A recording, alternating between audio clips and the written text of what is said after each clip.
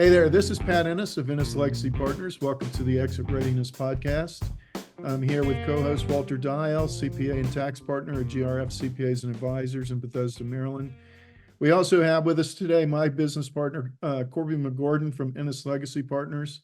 Our mission here on the Exit Readiness podcast is to provide you, the business owner, with subject matter expertise on topics pertaining to building sellable business value and for planning your eventual exit from the business. We want to help you build a business that's transferable and then exit successfully on your own terms and conditions. There are not many absolutes when it comes to owning a business. We can be 100% certain that all business owners will stop being business owners at some point, and we can be certain that they will have to manage income taxes.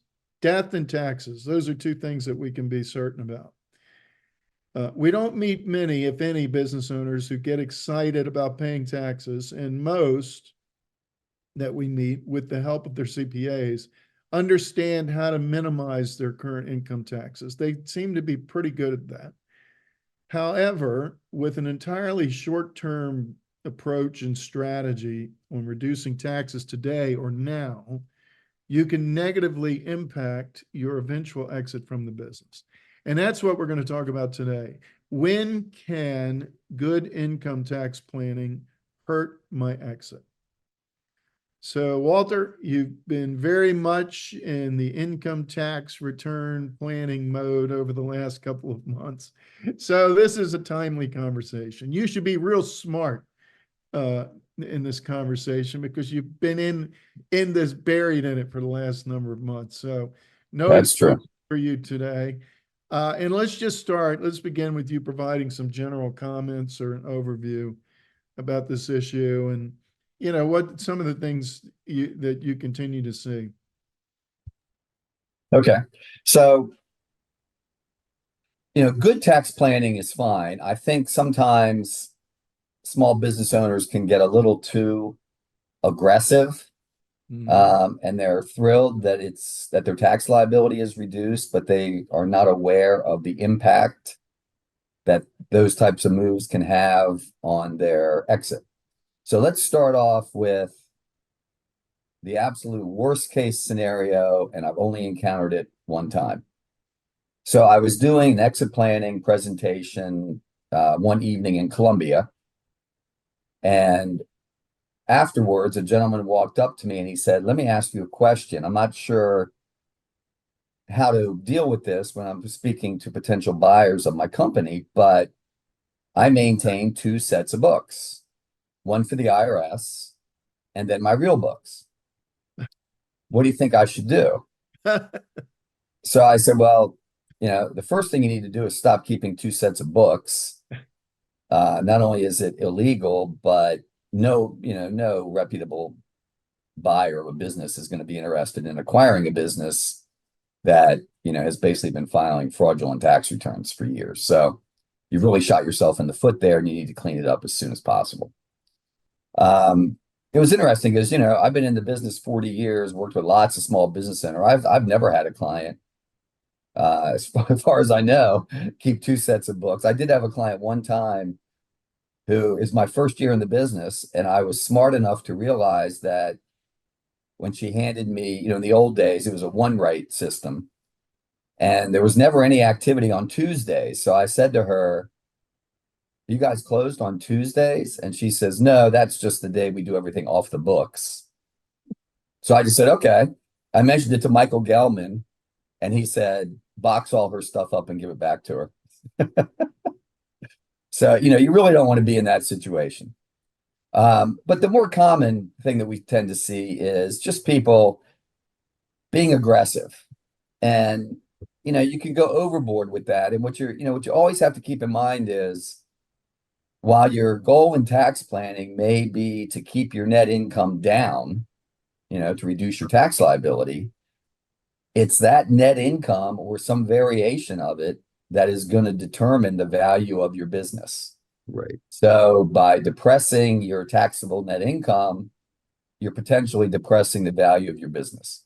So the other thing I would say before we go into details is you never want to be in a position in due diligence to be explaining to the buyer why your numbers aren't really your numbers.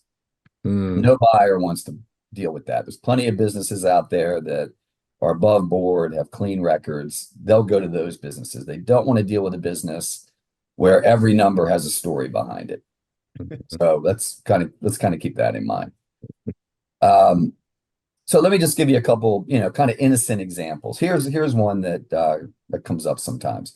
Oftentimes we're working with businesses that are second generation, and not to try to avoid taxes or anything else. It just turns out that when the founder, quote unquote, retired, all they really did was the next generation just took over.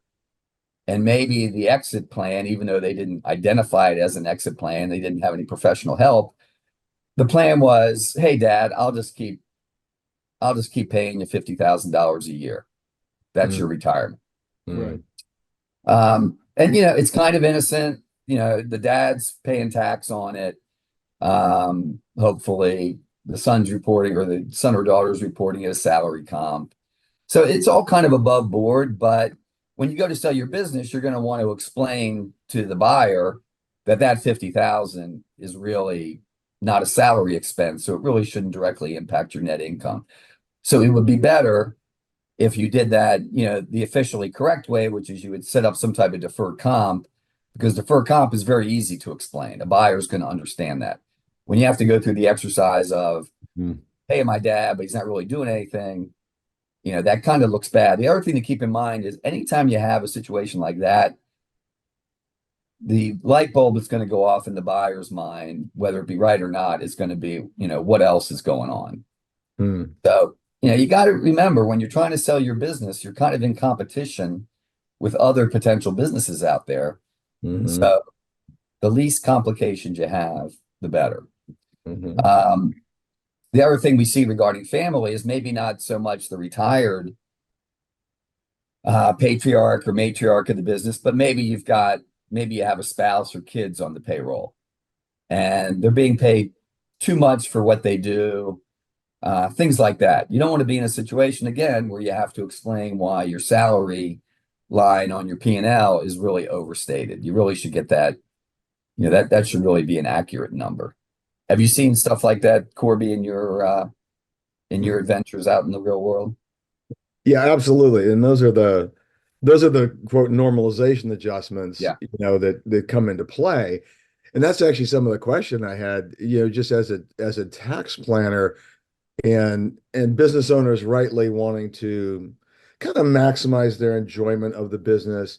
Are there rules of thumb to actually have kind of a both and, where either they clean up the books X number of years before sale, or they clearly identify the non-normative costs, as they're operating, so that theoretically you're going to get a cleaner picture of the finances?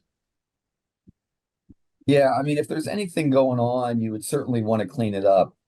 I would say within 3 years of exit. 5 would be better.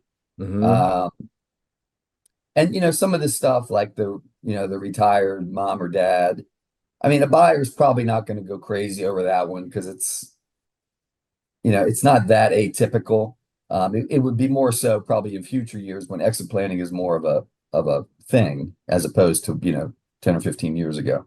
Right. So, and even family payroll, a lot of times, maybe the business owner isn't taking as large of a salary, and some of it's being spread out between other family members. So it all kind of works out. So those are probably not the most egregious areas. They're just areas that we tend to see sometimes. Yeah. And interestingly enough, if it's legitimate, using, putting children on payroll and stuff is a great way to help fund college, or a great way to help fund a child's Roth IRA. You just need to make sure that what you're paying them is what the IRS would consider to be a reasonable compensation. Right. So, they're good strategies. You just gotta stay within the, the guardrails that the IRS has put out there. Yeah. Well, another question that comes to mind is, because I actually had a call with an owner yesterday, and their partnership, and basically the complaint of the one partner was the other partner said, well, let's zero out all our net income and let's spend everything in some cases for things we don't really need, but so that we can avoid taxes. That's harmful to the business just in other ways other than value, right? Yeah. Yeah, that's interesting. I mean, you tend to see that, especially when the depreciation rules were really, really liberal. There was a time where you could buy like a large truck and write the whole thing off. Right. So you saw a lot of people, a lot of businesses who were in those types of industries that required large vehicles.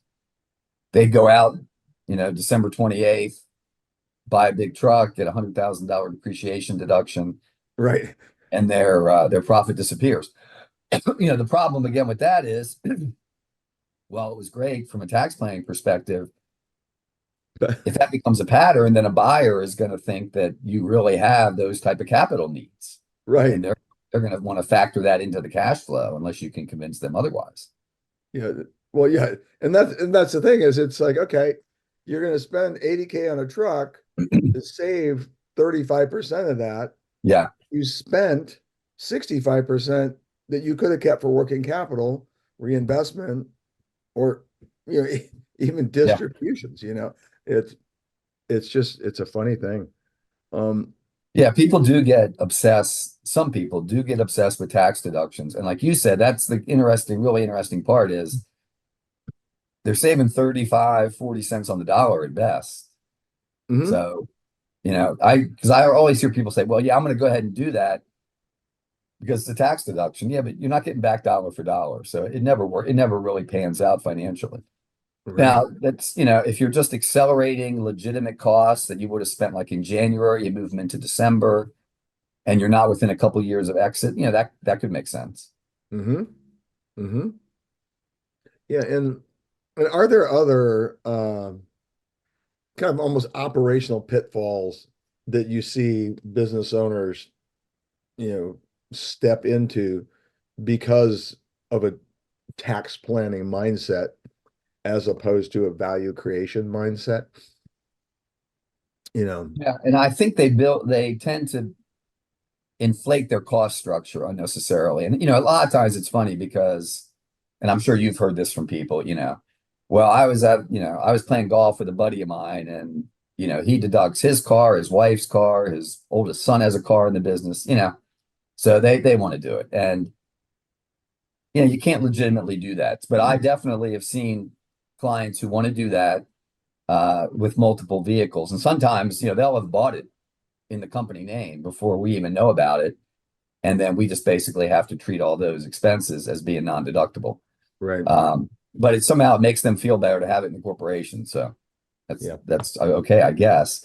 But that's really, those are kind of the biggest areas I would say would be autos, entertainment and travel, although entertainment is totally non-deductible nowadays. Mm-hmm. Club dues, those are non-deductible also. So some of the stuff that people used to like to do isn't deductible anyway.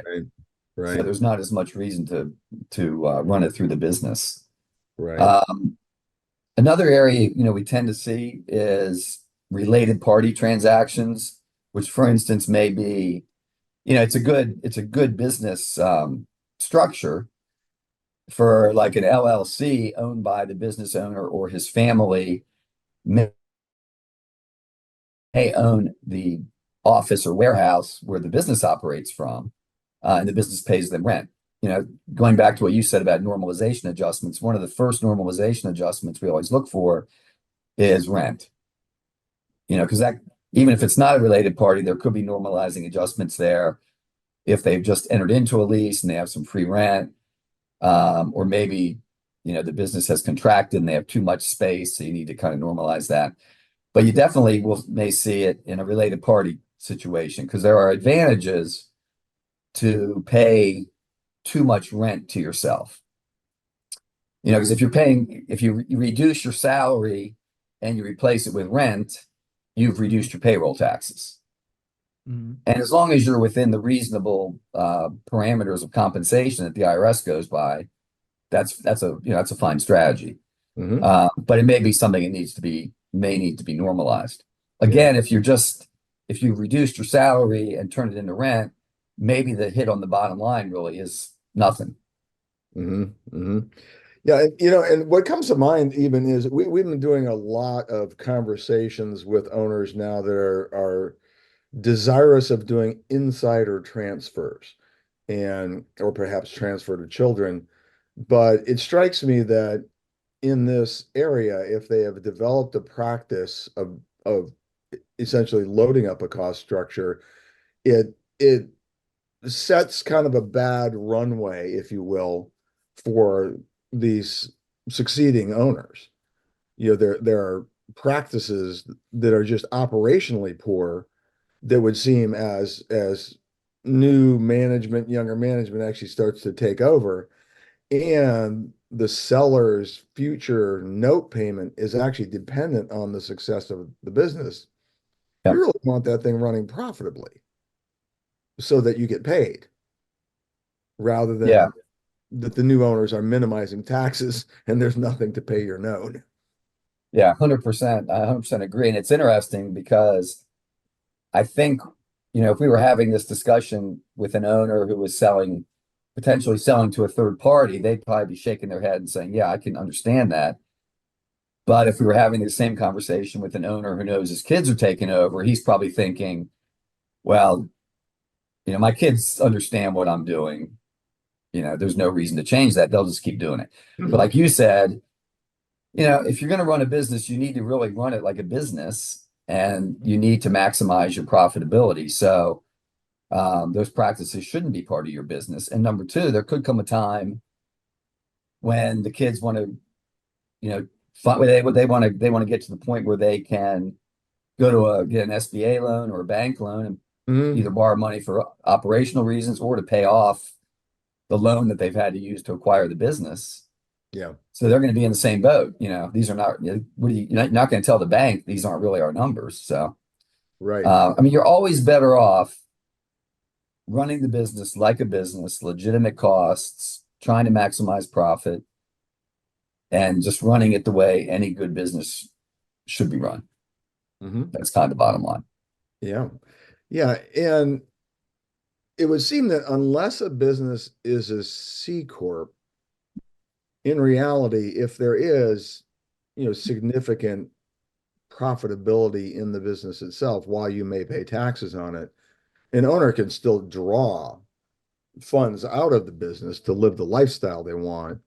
And it doesn't have that downside impact of either bankability or sellability. Right. Right. Yeah. Yeah. I have those same conversations with owners that regardless, running the business like a business and maximizing profitability leaves you a ton of options unless your choice is it's a lifestyle business that I'm just going to get what I can out of it until I stop, and that may be okay. Would you agree with that? Yeah, and I think your point about C Corps is a good one. So, C Corps, there's a definite incentive to zero out because there's the potential for two levels of tax. The C Corp could pay tax and the owner could pay tax. Yep. Usually in that situation, a lot of times the way they zero out is they pay themselves a bonus. Yeah. They zero it out that way. That's not necessarily horrible because, again, one of the normalizing adjustments that's made in valuation is owner comp. Yeah. So if it turns out they're taking excess comp, that's going to get adjusted out. But it's also interesting that, some people have the misperception that if they're an S Corp or an LLC or something, and I have this conversation all the time, they sometimes think that if they don't take the money out of the business, it doesn't get taxed. Right. They forget the fact that no, you pay tax on the profit Yes. as it's earned, whether you leave it in there or take it out. And one detriment to leaving it in is when you sell your company, oftentimes the buyer is going to require a certain amount of working capital to be left in the business. Yeah. And if your practice is to leave a lot of money in the business, even though you don't need it, a lot of times that working capital is kind of an afterthought, and they'll just say, and you'll agree, I'll just take, whatever your 3-month average working capital is. Yeah.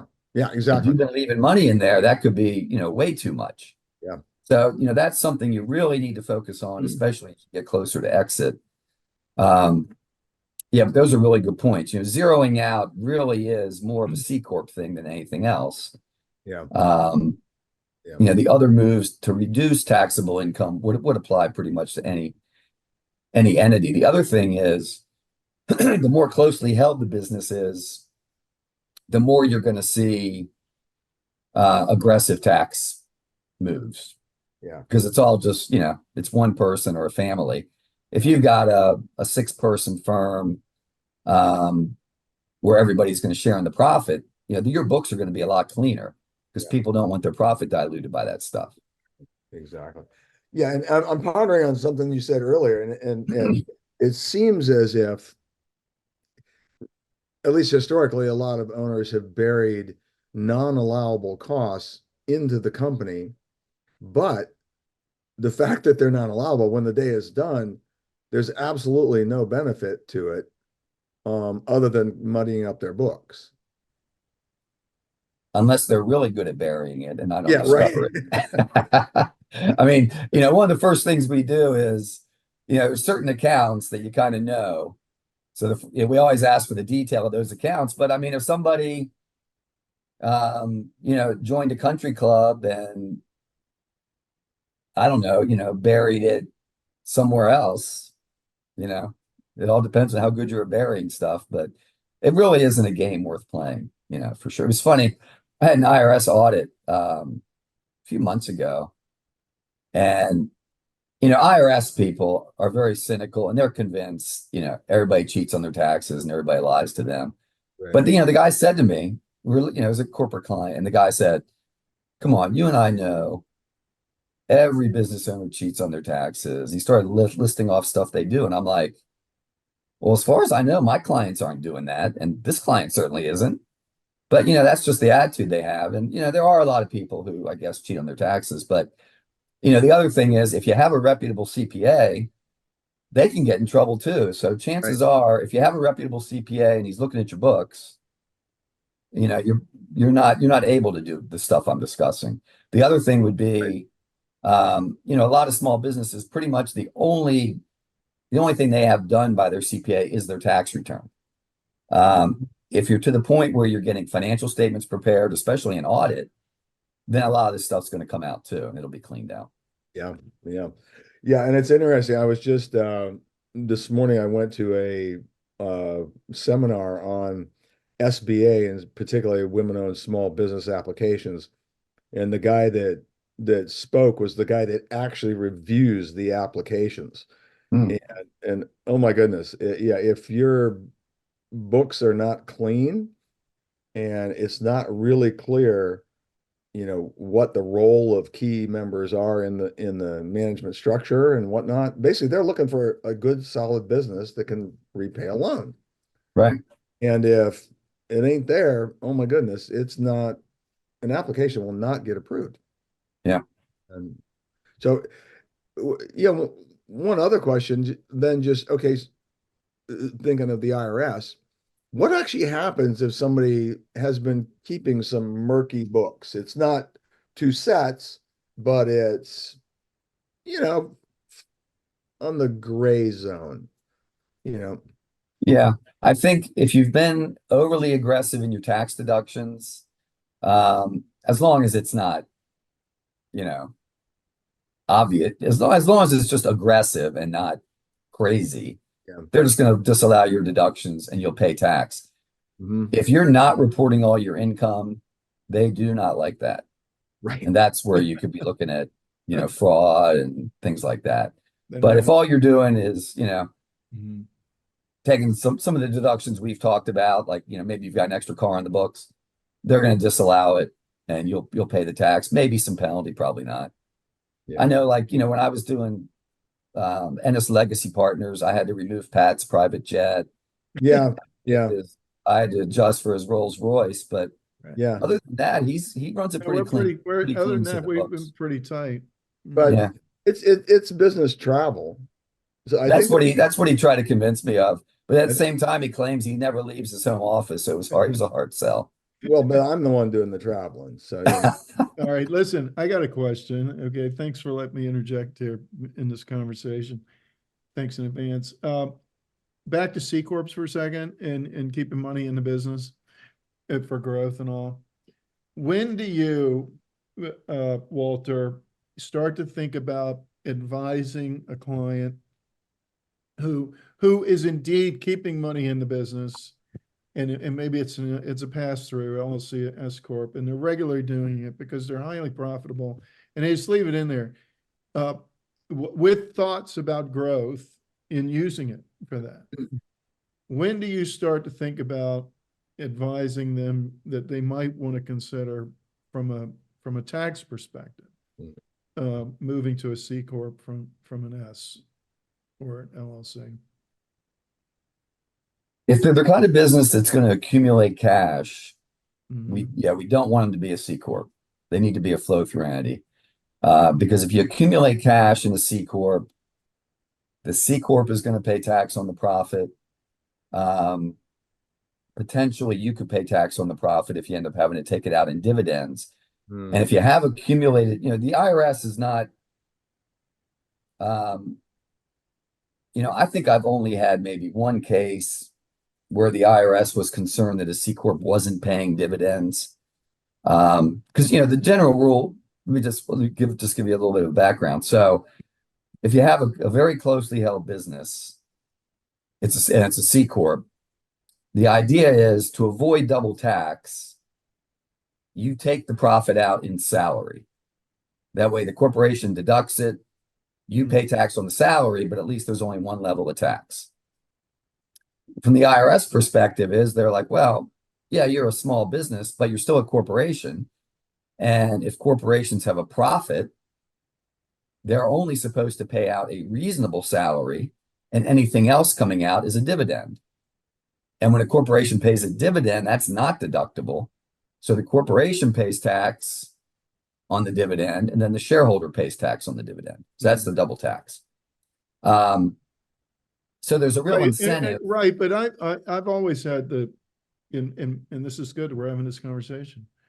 I've always thought that, okay, if a company's going to be growing and they're going to be reinvesting cash into the growth, then a C Corp, in current environment where C Corp rates are much less than corporate rates are much less than personal rates, you're going to be better off keeping the cash in a C Corp in reinvesting it, because you're going to be paying a lower rate than if you're going to, and you've got it than if you have a pass-through. Yeah, that's certainly possible. So yeah, the corporate rates are a flat 21%. So potentially that is better. As long as you're confident you're never going to be faced with double tax. Right. Because any type of double tax, when you do the math, even if you're in a fairly low individual tax bracket, the double tax is always more. But if you're pretty confident you're going to be able to avoid that, then yeah, the C corporation could be a good structure for that. The other place, and a lot of times the situation you're describing, it's a C Corp, they're new, they're reinvesting because they're really trying to grow and sell. And in that case, you have the whole dynamic of the qualified small business stock, which is only available for C Corps. Yeah, and it's only available for C Corps and founder businesses. Yeah. So that, you do see you want to that. explain that a little bit more right now, since we brought it up, so that the listener knows what you're talking about. Yeah. So there's something called qualified small business stock. It has to be issued by a C Corp. It has to be an operating business. It has to be a real business. It can't be like a holding company or something. And there's certain revenue tests and asset tests. I forget exactly what they are, but they're very large. So, and that's why you kind of said founder stock. So, but generally, the first group of investors in any company, their stock will be qualified small business stock if it's a C Corp. And as long as they own that stock for 5 years, when they sell it, they have potentially a $10 million capital gain exclusion. Mm-hmm. So it's a huge benefit. So we've had a number of clients who, they come in, they have, this great business idea. They've got some investors, they make it a C Corp. They, the plan is to roll all the profits right back in, grow it, and sell it in, 6 years. Mm-hmm. Unfortunately, I can't think of a single one of those where they've actually been profitable and rolled it in and grew the business and sold it. Mm-hmm. So the whole S Corp thing really didn't turn out, or C Corp didn't turn out to be a great idea. But that's the situation where it works. Yeah, and it has to be a C Corp from the very beginning. I mean, it can't be. There are ways to restructure LLCs and maybe make it work, but it's a little bit of a gray area. Mm-hmm. Okay. All right. As we wrap up here, any closing summary points either one of you guys want to make before I say goodbye to the listeners? Well, I had a question for Walter. If, we've talked about a lot of stuff which may have raised a flag, at least in some owners' minds. And if they feel like, I don't know, maybe my accountant's a little too, tax avoidance oriented, what do they do? What should they do? I wouldn't, unless it's really egregious, like not reporting income, I wouldn't like go back and amend returns necessarily. But you want to do stuff right going forward. And if that accountant's not going to work for you, work in those parameters, then you need to find somebody new. I know, a friend of ours who owned a business for a long time and then sold it. I remember he always told me, he always said to his accountant, I don't even want to be in a gray area. I don't want to have to deal with the IRS on anything. Don't even put me in a gray area. And I have clients who are like that too. And it's like, no problem. Yeah. Yeah. And that's kind of, my summary thought too, is that if you're in a gray area, not only are there, potential consequences, but just the sheer health of the business is at least being misrepresented on the financial statements. And that doesn't bode well for value. It muddies the water when you come down to sale or going for a loan. Lots of different implications there just in terms of healthy day-to-day operation of a business. Yeah. Yeah. And, there aren't as many quote unquote gray areas as people think there are. The IRS probably thinks there are no gray areas. And it, like, again, entertainment was one where maybe there was some gray, but that's gone now. So there really aren't a whole lot of gray areas. So, I guess my parting thoughts would be, but, I like to be able to sleep at night, but, the last people you want to screw around with is the IRS anyway. So why not just have a really nice, clean set of books that's going to serve you really well as far as metrics of running your business profitably. It's going to really serve you if you ever need to get a loan. It's going to really serve you when you go to sell your business. So why not just do it right? Mm-hmm. Yeah. The thought comes that somebody that's going to buy you, their financial due diligence is going to be probably more rigorous than the IRS's. Yeah. So, at least move in that direction. Yeah. Yeah, that's good. All right, excellent. And listeners, if you want a second opinion on any of this stuff regarding tax and tax returns and tax planning, of course, reach out to Walter and he can help you with that. If you want help in maximizing the value of your business or planning your eventual exit, you can reach Walter at 301-951-9090 or Corby and myself at 301-859-0860. You can also access resources at grfcpa.com and ExitReadiness.com. Thank you for listening. And until next time on the Exit Readiness podcast, this is Pat Ennis and Walter Dial with Corby McGordon signing off.